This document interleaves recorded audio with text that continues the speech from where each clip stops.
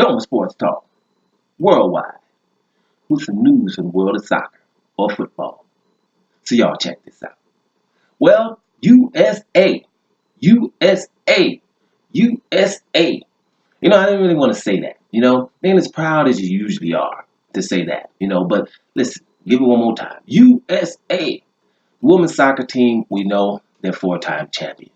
Which is pretty awesome. You transfer that over to men. You're talking Germany, Italy, and then of course the mighty Brazil with five, right?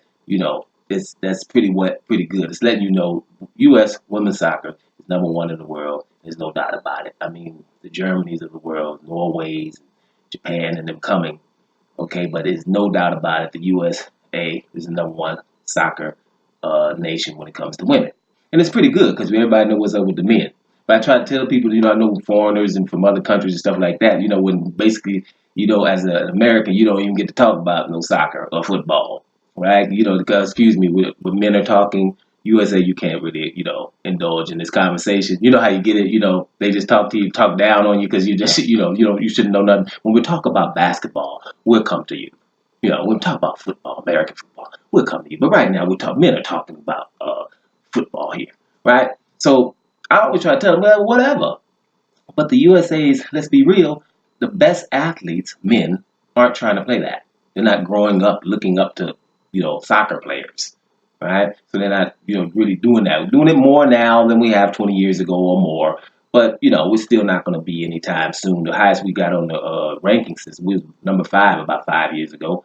But, these women are number one, and there is no doubt about it.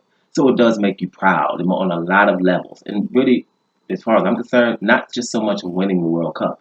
It's what they stand for, right? If you don't stand for things, you will fall for everything. And even though they won, and what you do when you win things, you go to the White House. Well, our U.S. soccer team is not going to the White House, and I think they're going to be pretty much all of them. I'm not sure about now if it's all of them, but most of them. And I think pretty much none are going to go to the White House. Now they will go visit the Senate and things like that, and other people in Washington, but just not that White House. They don't agree with it. And I think in a time when we have a president like this, but America, there's a 40% approval rating. Anything over 8 means we have a problem. It is basically a civil war. There are people who enjoy what our president is doing and how he's acting. Doesn't matter what kind of crime is going on, what kind of alleged crime is going on. Basically, they're saying, we don't care what he does. Just like he said, he could shoot somebody in the middle of New York and nobody would care. And he was probably half joking, but it's literally the truth right now. No country that's a democracy would not care about how the president acts, just as a decorum, the things he says, the way he talks about people that are not of his color, right? That alone should warrant no one really going for this guy. But the things that he's possibly doing crime-wise, just for examples really off the top, right? I did not prepare for this, guys. Just make sure that's clear. It's just things you just know. We don't want our tax returns from this president. We get them from every president. Of course, you want the tax returns from the president to see if he can be compromised by other governments or anything. Not just other governments, anybody. Domestically, right? You don't want him to be owing people favors, do you? Your president? We're not talking about your friend. We're talking about your president, right? We don't want to see his tax returns. The people who are for him. Everyone gives their tax returns. This one doesn't. And if they subpoena it, he ignores subpoenas. Do you want your president ignoring subpoenas? Yes, you do, right? Right now, we have something I've been talking about 6 months ago. Alex Acosta, the Secretary of Labor, let Jeff Epstein get by, and he's a serial child molester, right? Serial. We're talking 40, 50 cases. This has been going on. The Secretary of Labor let him get through with a very lenient penalty. I'm talking about a year in a place that we can't even really call jail because he's out 12 hours a day going to his office. That's something that's supposed to happen to minors. And they did all this without telling the minors that they were going to give them a plea deal. I mean, so this guy is your Secretary of Labor. Now, that combined with the rest of the criminals there.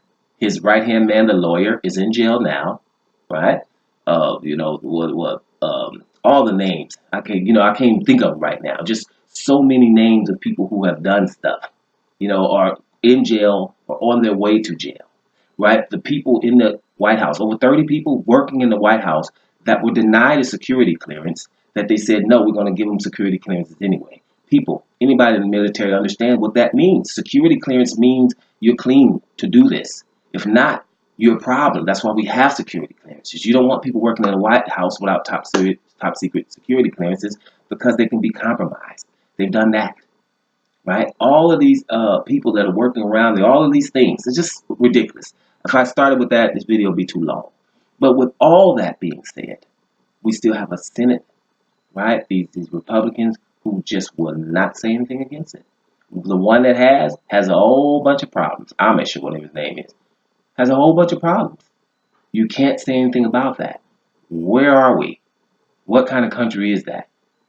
Doesn't sound like democracy to me. So when a USA soccer team does not go there, they are making a statement, and it's very important because there ain't too many sisters on that team. This is a group of white girls, which is important.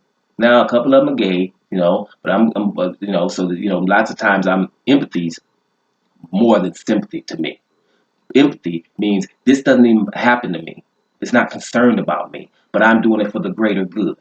That's why I like empathy more than sympathy. Sympathy got to wait. Oh, it happened to me. Oh, I'm gay, so yeah, he's against gays too. So yeah, no, not as much as the rest of them girls. We know Rapinoe is gay, but the rest of them girls aren't. A lot of them are not, and they're making a statement, and that's what I think from empathy because they think the better good. That's what I'm talking about. That's a statement. I'm very proud of these girls because look at the Boston Red Sox. Half of them went, right? When it comes to dudes talking about, hey, I always wanted to go to the White House. It doesn't matter who's in there, right? If this house, you go to a nice mansion, ooh, man, I always wanted to go to that mansion. But you find out that it's haunted, then you don't want to go no more normally, right? Doesn't it matter who's in the White House? Right? Now, a guy at 15, 16 years old always wanted to go to the White House and doesn't really care about politics. Yeah.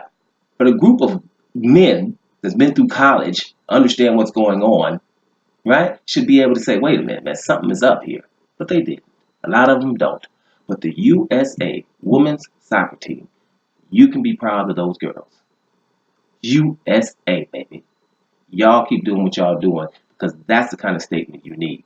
Remember, empathy is more than sympathy, right? And the U.S. women's soccer team are showing empathy, showing that they stand for something and they're not falling for everything. And that's great. That's what you call making America great again. Dolan Sports Talk, worldwide. And I'm about to here, y'all.